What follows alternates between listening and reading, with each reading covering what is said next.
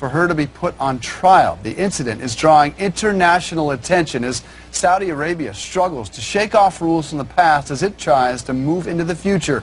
CNN's Becky Anderson and live in Abu Dhabi. Good morning to you, Becky. What do we know? Well, Dave, it certainly looks normal enough, right? But this is Saudi Arabia. Specifically, this is in a province of the kingdom that is the birthplace of the kingdom's ultra-conservative Wahhabi school of Islamic thought. Let's be clear. Anyone who lives in Saudi knows that modesty laws dictate women must be suitably covered in public, long loose robes and headscarves. Some cover their faces. So it's not a total surprise that when this video went viral, authorities tracked down the woman and took her in for questioning. This statement is from the police that we've obtained, and it says she admitted to visiting the site in question with a male guardian, and that the viral videos were published by an account attributed to her without her knowledge, the police say. No further word as of yet on what happens with her next, but social media, for which, let me tell you, Saudis have a voracious appetite, is awash with this. This thing went nuts, from comments like people who don't respect the kingdom's rules don't deserve to live in it, to suggestions that if she were from the West, people would be falling head over heels for her. And many people actually digging up the images of Melania and Ivanka Trump's recent trip to Riyadh with the US president, of course, during which they got rave reviews for their style, despite both of them foregoing headscarves. Exceptions, it seems, are made in Saudi for visiting dignitaries. The context to this is important. Under the leadership of a young crown prince, de facto leader, some would say, Mohammed bin Salman, Saudi Arabia is undergoing major change, introducing what is an ambitious economic and social plan. It's called Saudi Vision 2030. At the same time, it's rolling back some of the powers of its religious police. So, Dave, change is afoot, believe me. I've been in and out a number of times recently, but long-held beliefs by conservative segments in Saudi Arabia will take a lot longer to change.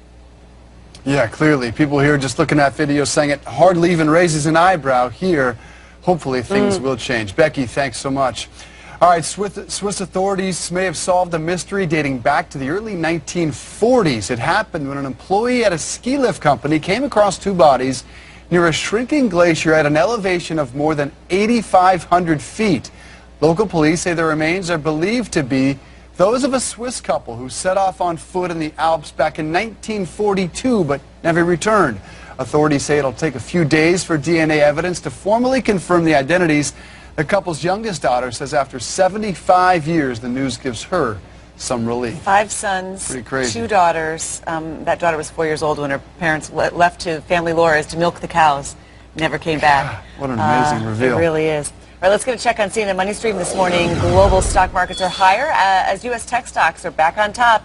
Netflix soaring more than 13% on that strong subscriber growth I told you about yesterday, pushing the NASDAQ to a new record high. The index is now recovered completely from the sell-off last month. The S&P 500 also a fresh all-time high. The failure of the Senate's health bill briefly sent stocks lower, causing investors to question the future of the entire Trump economic agenda, but that overshadowed by big corporate profits. When companies make money, a lot of money, and are forecast to keep making money, that is what is reflected in the stock market. So stock prices are reflecting companies making money. More corporate profits today. Morgan Stanley, Unilever, and American Express all report. Chipotle facing a new food safety scare. Investors are not happy about it. The stock fell 6% after Chipotle closed a restaurant in Virginia due to people getting sick.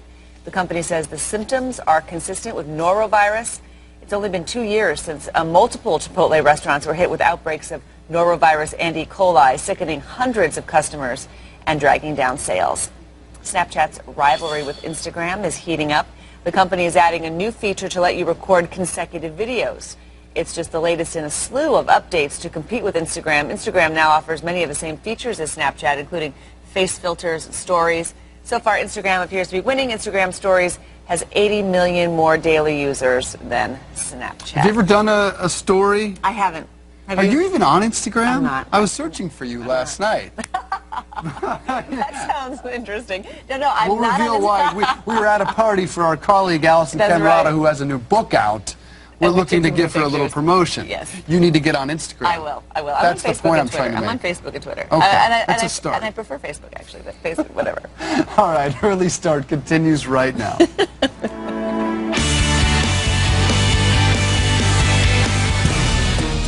A second meeting between President Trump and President Vladimir Putin just revealed. So why didn't the White House disclose it initially? Plus, we'll just let Obamacare fail. We're not going to own it. I'm not going to own it. I can tell you the Republicans are not going to own it. With another plan to repeal Obamacare nixed by his own party, President Trump says he's ready to let the law fall apart. Now, despite long odds of passing a repeal, Senate leadership says a vote to begin debate will proceed. Good morning, everyone, and welcome to Early Start. I'm Christine Roman. good morning. I'm Dave Briggs. Wednesday, July 19th. It is 5 a.m. in the East, and this morning, the White House pushing back on criticism this morning after it emerged President Trump had a second, previously undisclosed discussion with Russian President Vladimir Putin. Now, it happened July 7th at a dinner for world leaders of the G20 in Germany. The White House only going public after they were asked about the discussion. They're also acknowledging the only witness to the one-on-one chat was Russia's translator. The U.S. translator at this dinner only spoke Japanese. The conversation raising some questions about what exactly was discussed and why the meeting was never disclosed. President Trump responding to the coverage of this revelation of a meeting with a fiery series of tweets. Let's begin our reporting this morning with Sarah Murray at the White House. Good morning, Christine and Dave. Another meeting between President Trump and Russian President Vladimir Putin coming to light yesterday. This one was after they held their formal bilateral meeting at the G20. Later, there was a dinner for world leaders and their spouses. A senior White House official says that President Trump and President Putin spoke for nearly an hour at that meeting. And Trump is already chafing at the coverage. He took to Twitter in a late-night tweet storm, calling the coverage sick and saying the fake news is becoming more and more dishonest. Even a dinner arranged for top 20 leaders in Germany is made to look sinister. Very clear that even as other big priorities are playing out here in Washington, even as President Trump is struggling to move forward with his domestic agenda, the Russia cloud looms large over this White House. Back to you guys. Sarah Murray there at the White House. Thank you. The White House offering its perspective on the Putin dinner chat. Officials acknowledge it lasted almost an hour, even though the White House statement calls it, quote, brief. First Lady Melania Trump was seated next to Putin at the dinner. The White House says near the dinner's end, Trump got up from his seat elsewhere, went over to his wife, and began speaking with Putin in full view of other world leaders. The White House statement concludes the insinuation that the White House has tried to hide a second meeting is false, malicious, and absurd. It is not merely perfectly normal. It is a part of a president's duties to interact with world leaders. President Trump has demonstrated American leadership by representing our interests and values on the world stage. All right, joining us to discuss this morning, Zachary Wolf, CNN Politics Digital Director. Good morning to you, sir. Hey, Zach. All right, so there was a 2-hour and 15-minute sit-down between Putin and Trump. And then they, for whatever reason, needed another 55 minutes. That's with translation going back and forth. It was only disclosed, Zach, as you know, because Ian Bremmer, a political scientist, was asking questions about this second meeting. And here's what Ian Bremmer told the New York Times as it was relayed from presumably a world leader who was in the room. Pretty much everyone at the dinner thought this was really weird, that here's the President of the United States who clearly wants to display that he has a better relationship personally with President Putin than any of us, or simply doesn't care. He describes world leaders in this room as flummoxed, confused, and startled. Is this much ado about nothing, Zach, or is it suspect?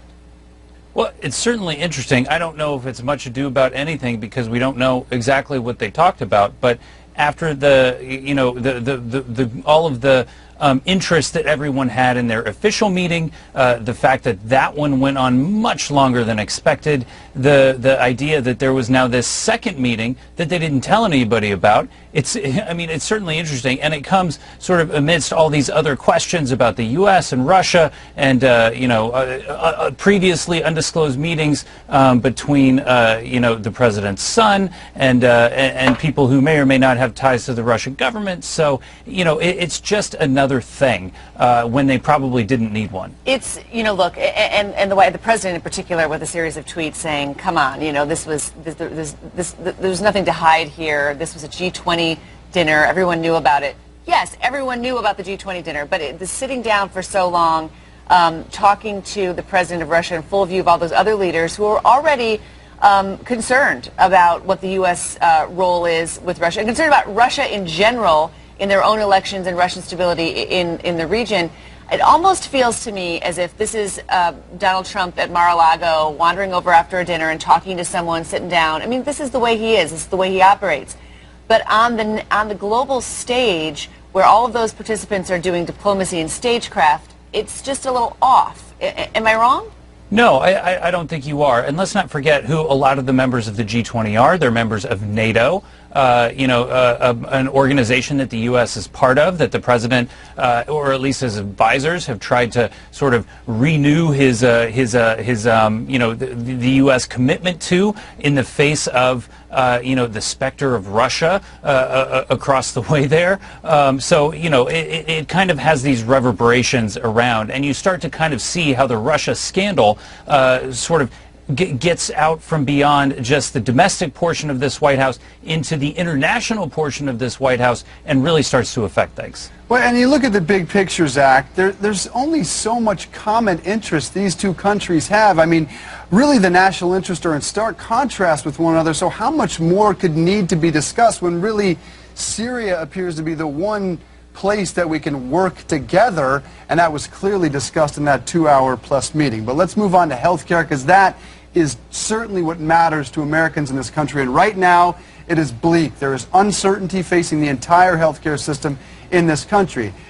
Absent from all this has really been the president's leadership on this bill. Here's how he characterized health care in the Senate before and after its failure. Listen.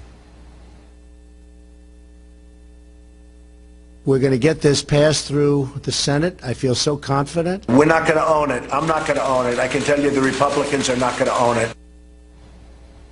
I am not going to own it. Clearly abdicating presidential leadership on what could have been his signature domestic achievement. What is that? Will the voters decide who owns this in 2018? And what are the implications of just letting Obamacare fail? Yeah, obviously the president, let's get this out of the way, the president does own the healthcare system in some way, because he is supposed to be the leader of the country. If something is broken, he's supposed to try and fix it. Let's not forget the old Colin Powell rule, the Pottery Barn rule: if you break it, you buy it. So if something happens to the healthcare system, it's his job. That's what we sent him into office for, to fix it. So the idea that he can just kind of step back and walk away, I don't think that passes the smell test for a modern politician in this kind of world, in this kind of economy. So he's going to have to figure that one out. But go ahead. What happens next, Zach? I mean, so what happens next? Because, there was this brief moment where there was going to be repeal and then eventually replaced. Maybe we'd have 2 years where we keep Obamacare, but everyone would know it would be going out. Mitch McConnell says we can't get 50 people to agree on what we would replace it with. So what happens next here? I don't think anybody really knows what happens next. We have this really complicated interaction between government and the economy, that is our healthcare system right now, particularly for these people on individual markets, and whether or not that kind of continues to breathe and live I think is an open question in a lot of parts of the country, particularly rural parts where a lot of people voted for the president. If Mitch McConnell allows this vote, knowing that they don't have it, allows a vote to simply repeal Obamacare without a replacement, what does it say? And number two, what are the chances, you think, of bipartisan work here on fixing Obamacare?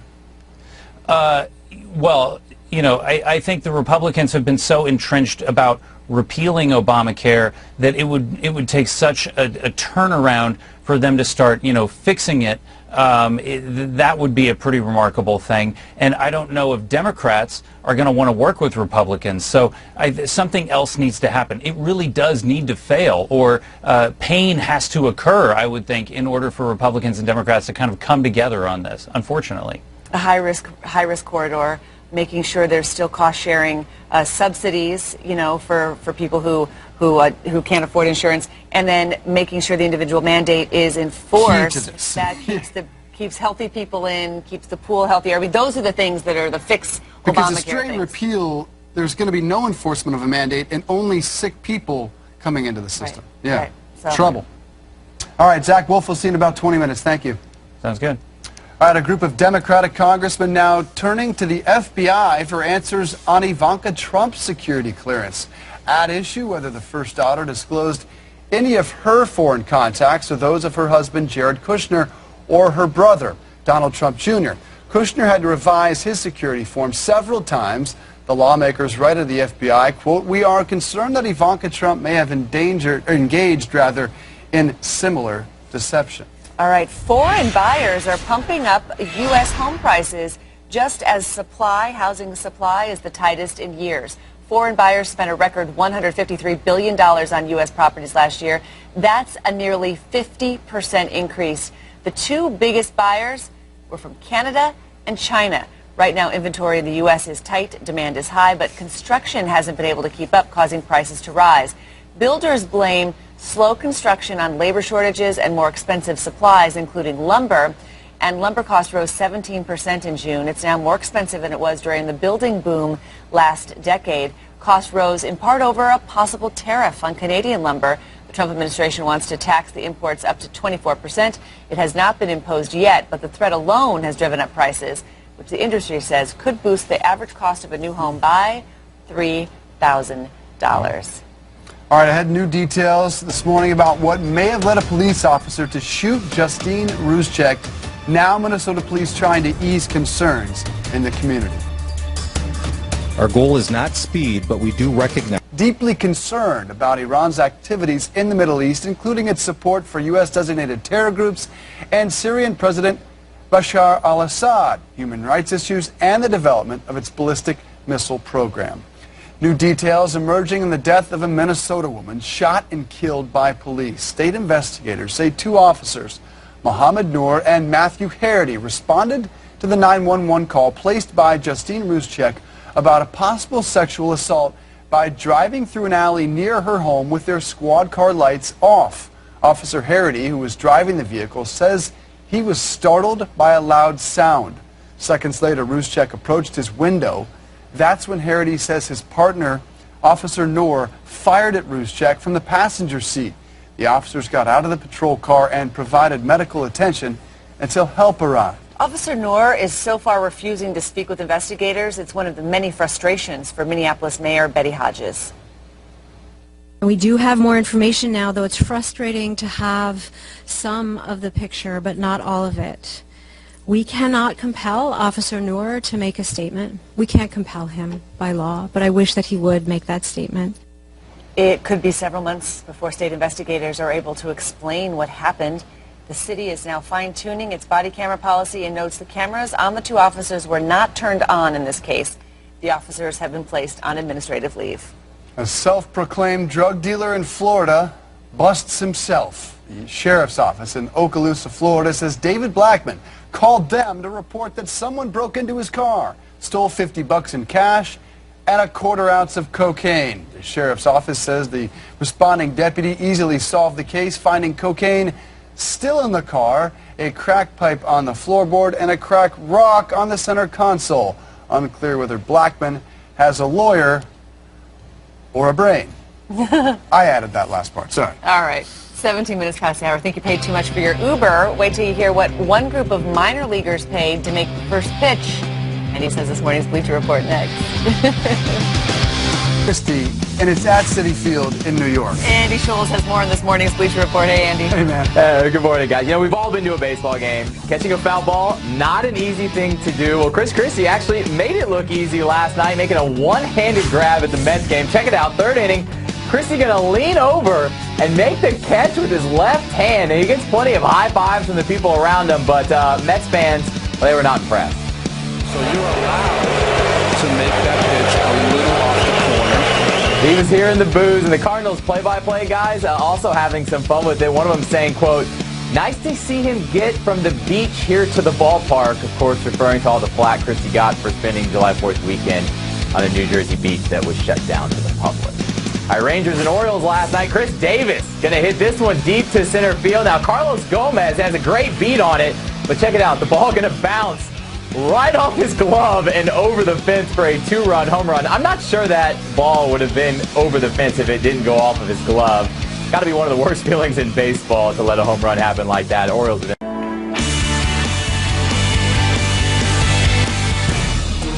A second meeting between President Trump and Vladimir Putin just revealed. Why didn't the White House disclose it initially? But we'll just let Obamacare fail.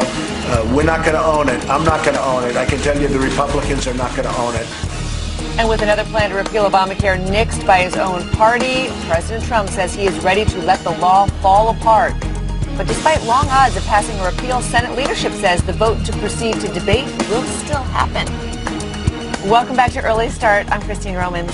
Good morning. Good morning, everybody. I'm Dave Briggs. It is 32 minutes past the hour. The White House pushing back on criticism this morning after it emerged President Trump had a second, previously undisclosed discussion with Russian President Vladimir Putin. It happened July 7th at a dinner for world leaders at the G20 in Germany. The White House only going public after they were asked about this discussion. They're also acknowledging the only witness to the one-on-one chat was Russia's translator, because the U.S. translator at this dinner only spoke Japanese. So this conversation raising some questions about what exactly was discussed and why the meeting was never disclosed. President Trump responding to coverage of the revelation of this new meeting, this meeting at the end of this social dinner, with a fiery series of tweets. Our reporting begins with Sarah Murray at the White House. Good morning, Christine and Dave. Another meeting between President Trump and Russian President Vladimir Putin coming to light yesterday. This one was after they held their formal bilateral meeting at the G20. Later, there was a dinner for world leaders and their spouses. A senior White House official says that President Trump and President Putin spoke for nearly an hour at that meeting. And Trump is already chafing at the coverage. He took to Twitter in a late-night tweet storm, calling the coverage sick and saying the fake news is becoming more and more dishonest. Even a dinner arranged for top 20 leaders in Germany is made to look sinister. Very clear that even as other big priorities are playing out here in Washington, even as President Trump is struggling to move forward with his domestic agenda, the Russia cloud looms large over this White House. Back to you guys. All right, thank you, Sarah. The White House offering its perspective on the Putin dinner chat. Officials acknowledge it lasted almost an hour, even though the White House statement calls it, quote, brief. First Lady Melania Trump was seated next to Putin at the dinner. The White House says near the dinner's end, Trump got up from his seat elsewhere, went over to his wife, and began speaking with Putin in full view of other world leaders. All right, the White House statement concludes the insinuation that the White House was trying to hide a second meeting is false, malicious, and absurd. It is not merely perfectly normal. It's part of a president's duties to interact with world leaders. President Trump has demonstrated American leadership by representing our interests and values on the world stage. Bizarrely, it wasn't just the White House that didn't speak up about this. The Kremlin also kept mum. CNN's senior international correspondent Ivan Watson live in Moscow for us. Why would the Kremlin stay quiet about a meeting that we're told was some 55 minutes long?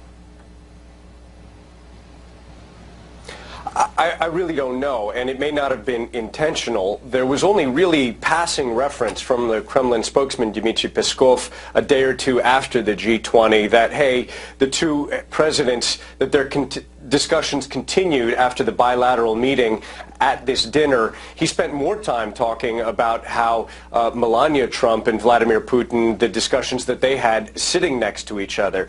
But make no mistake, the first face-to-face encounter between the U.S. and Russian presidents was very closely covered here, very closely scrutinized by the Russian press. They were doing pretty much a blow-by-blow analysis, frame by frame, of the two presidents when they were side by side and trying to evaluate who got the upper hand, who was stronger there. The meeting, the fact that the first bilateral meeting, instead of being a half-hour long, extended to more than 2 hours, that was viewed as a big victory by senior Russian officials here. So this was celebrated here. The fact that hours later that President Trump, apparently in this improvised encounter, then went and sat by Vladimir Putin and then spoke for nearly another hour, that certainly would have been of great interest to the Russian media here in Moscow, and certainly would have been seen as yet another victory by senior Russian officials. We don't know why the Kremlin didn't mention it very much.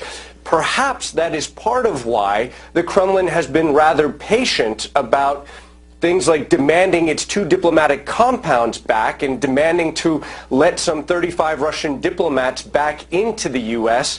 I'm referring to sanctions imposed by the outgoing Obama administration last December, sanctions that Moscow is still very frustrated with, but still apparently willing to give the Trump administration more time to rectify before they follow through on threats to retaliate. Yeah, one wonders if that was discussed in this meeting. We won't know. There won't be an official readout. We know it was a social meeting with spouses, a social dinner with spouses. So that's one way that the White House is trying to downplay the significance of the meeting overall.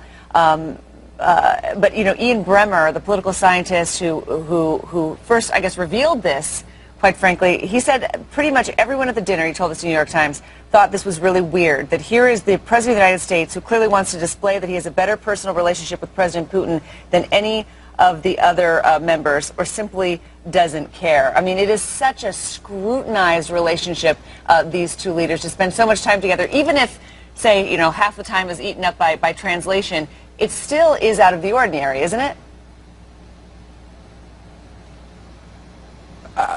Again, it's a sign of perhaps of the chemistry between these two leaders during their first meeting. The fact that President Trump had to go back and talk some more, again, that is something that would be celebrated here and would be seen as a victory for President Putin, and those types of victories are typically promoted in the Russian state media. All right, Ivan Watson for us in Moscow this morning. Thank you very much for that. All right, turning now to health care, Senate Majority Leader Mitch McConnell refusing to concede defeat on the Republican effort to get rid of Obamacare. That's despite the latest effort for outright repeal now, replace eventually. That failed almost as soon as it was announced. McConnell announced last night Republicans will hold a first procedural vote on the health care bill early next week. It's a move that will force GOP lawmakers to go on the record, what, to walk the plank, really.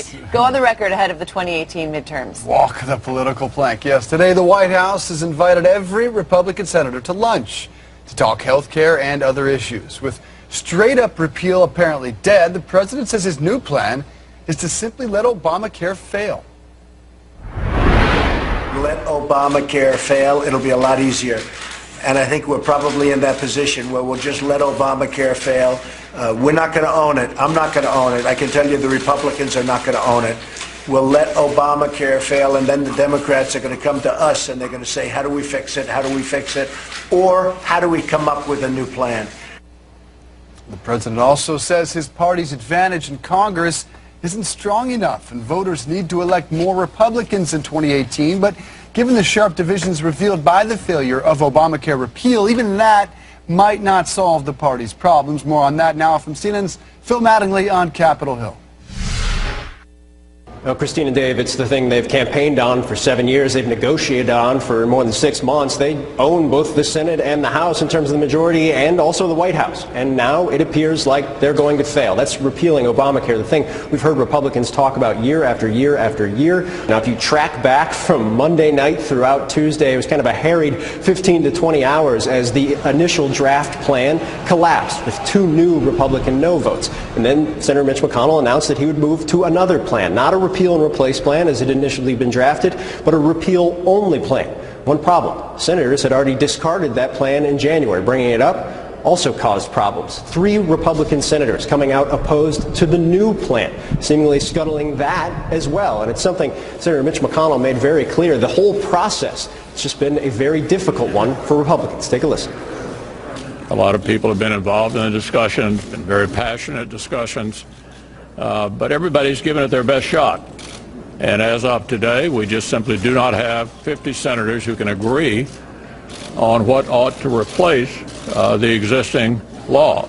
Now, guys, the interesting element here is Senate leaders are still planning to push forward with that vote, at least on the procedural motion, even though at this moment they don't have the votes. Essentially, they would be putting it up to fail. Now, there are a couple of reasons for that, according to Senate aides that I've been speaking to. They want to get all of their members on the record. They have a lot of members that have made very clear that even if this isn't going to pass, they want to be able to vote on something. This is, as I noted, something that they've campaigned on repeatedly. But the question becomes, if they fail in this vote, as it looks like they're going to, what are the next steps? Is this officially done? Well, that's an open question. Clearly, they don't have the votes to replace. Clearly, if the repeal-only effort fails, they don't have the votes to repeal. So, is there some type of next step, some type of pathway forward? It's something only leaders can answer, but at least at this moment, it appears like no.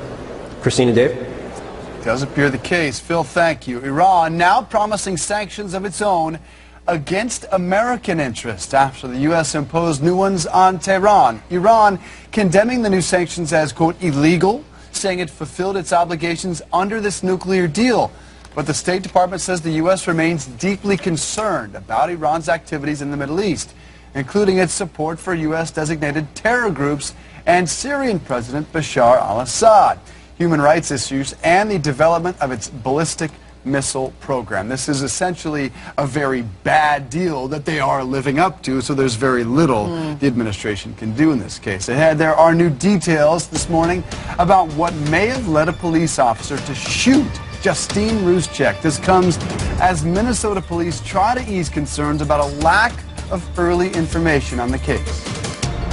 Our goal is not speed, but we do recognize the public's desire and right to know as much as possible, as soon as possible. One option next year. For example, right now, 94 of the 99 counties in Iowa, my home state, only have one insurer. The problem is uncertainty. The quest to dismantle Obamacare has fueled its instability, and insurers aren't sure if Congress will help. There are 2 ways it can, though: sharing the cost for lower-income Americans and enforcing the individual mandate. That one is key to getting younger, healthier people to enroll. The bigger the pool, the better for everyone. Both measures offset the cost for more expensive customers, lowering premiums. But so far, lawmakers have not committed to either of those solutions for Obamacare. So many insurers plan to hike rates next year. 43% of carriers say they'll hike rates by 20% or more. However, those in more stable markets only plan on smaller increases of less than 10%. So in some of those Obamacare markets, things actually are stabilizing and showing some improvement in slower growth of premiums, but it's uneven. And again, to your point, stability is what these companies will need if they're going to stay in the exchanges, and that vote would be a frightening one for those companies. Okay, the failure of Obamacare opens up a new path for Russia's sanctions to pass Congress. Last month, the Senate passed a bill to slap new sanctions on Russia and give Congress power to block any administration effort to ease them.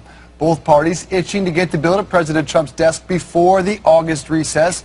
But the bill has been stalled in the House amid objections from the White House. A series of procedural snafus and a push to add North Korea sanctions to the Russia sanctions bill. Now, Senate leaders say with the health care bill dead, there's time on the Senate calendar to deal with the Russia bill after all. Ahead, new details this morning about what may have led a police officer to shoot Justine Ruszczyk. It comes as Minnesota police try to ease concerns about a lack of early information on this case. Our goal is not speed, but we do recognize the public's desire and right. Arizona Senator Jeff Flake coming to the defense of his Democratic challenger after she became the target of online hate for being Muslim. Democrat Deidre Aboud wrote a Facebook post about the Founding Fathers and the separation of church and state. Aboud and her words were met with harsh, extremely harsh vitriol, which we're not going to share because of the hateful content. But last night, Senator Flake, the Republican incumbent, posted this on Twitter. Hang in there, Deidre. Sorry you have to put up with this. Lots of wonderful people across Arizona. You'll find them. New details emerging this morning in the death of a Minnesota woman shot and killed by police. State investigators say two officers, Mohammed Noor and Matthew Harity, responded to the 911 call placed by Justine Ruzcek about a possible sexual assault by driving through an alley near her home with their squad car lights off. Officer Harity, who was driving the vehicle, says he was startled by a loud sound. Seconds later, Ruzcek approached the window. That's when Harity says his partner, Officer Noor, fired at Ruzcek from the passenger seat. The officers exited the vehicle and provided medical attention until help arrived. Officer Noor is so far refusing to speak with investigators, one of many frustrations for Minneapolis Mayor Betsy Hodges. We do have more information now, though it's frustrating to have some of the picture, but not all of it. We cannot compel Officer Noor to make a statement. We can't compel him by law, but I wish that he would make that statement. It could be several months before state investigators are able to explain what happened. The city is fine-tuning its body camera policy and notes the cameras on the two officers were not turned on in this case. The officers have been placed on administrative leave. In another high-profile police shooting case, the family of Samuel DuBose lashing out after the prosecutor decided not to retry the officer a third time. University of Cincinnati officer Ray Tensing shot and killed DuBose in a 2015 traffic stop and was charged with murder and voluntary manslaughter. After jurors from the first two trials told the prosecutor he would never win a conviction, partly because some jurors just couldn't convict an officer, he decided to drop the case. The family says the pursuit of justice was abandoned. The case has been referred to the U.S. Attorney for possible civil rights charges. A self-proclaimed drug dealer in Florida busts himself. The sheriff's office in Okaloosa, Florida, says David Blackman called them to report that someone broke into his car, stole $50 in cash and a quarter ounce of cocaine. The sheriff's office says the responding deputy easily solved the case, finding cocaine still in the car, a crack pipe on the floorboard and a crack rock on the center console. Nothing better than the world's stupidest criminals in these cases. All right, there's outrage after the arrest of a woman in Saudi Arabia. Her crime? That's her crime. Basically wearing a skirt. All this coming as Saudi Arabia struggles to balance its history and its even that revealing, but in Saudi Arabia, this is a big deal. Yeah, you're absolutely right, Christine. It looks normal enough, right? Young woman wearing a short skirt and a crop top, strolling through the empty streets of what is an historic city. The city, though, as you rightly point out, is in Saudi Arabia. Specifically, this city is in a province of the kingdom that is the birthplace of the country's ultra-conservative Wahhabi school of Islamic thought. Now, it's no secret that Saudi modesty laws dictate that women must be suitably covered in public. Most wear long, loose robes. They're known as abayas. Most cover their hair and some cover their faces. Exceptions are made for visiting dignitaries, and I'm going to come to that. But so far as this case is concerned, authorities tracked this woman down, detained her for questioning, and released this statement saying, and I quote, she admitted to visiting the site in question with a male guardian and that the viral videos were published by an account attributed to her without her knowledge. That's the statement from the Riyadh police. Now, in a country which is a voracious consumer of social media, Christine, this thing went nuts, from comments like people who don't respect the kingdom's rules don't deserve to live in it, to suggestions that if she were from the West, and by the way, nobody does know where this woman is from as of yet. They haven't released any details on her. The assumption is that she is a Saudi woman. If she were from the West, people would be falling head over heels for her, was one comment. And many people digging up the images of Melania and Ivanka Trump's recent trip to Riyadh with the US president, during which they got rave reviews for their, quote, style, despite both foregoing headscarves. Now, this is the deal. Under the leadership of what is a very young Crown Prince, Mohammed bin Salman, the country of Saudi Arabia is undergoing major change. It's introduced a massively ambitious plan for social, for economic and for cultural reform. This is a plan that's called Saudi Vision 2030, and the government rolling back at the same time some of the powers of its religious police, not letting them detain people they think have broken some of the extremely strict standards of moral conduct. But the difficulty here is that there are long-held beliefs by conservative segments in Saudi, and those will take a long time to change.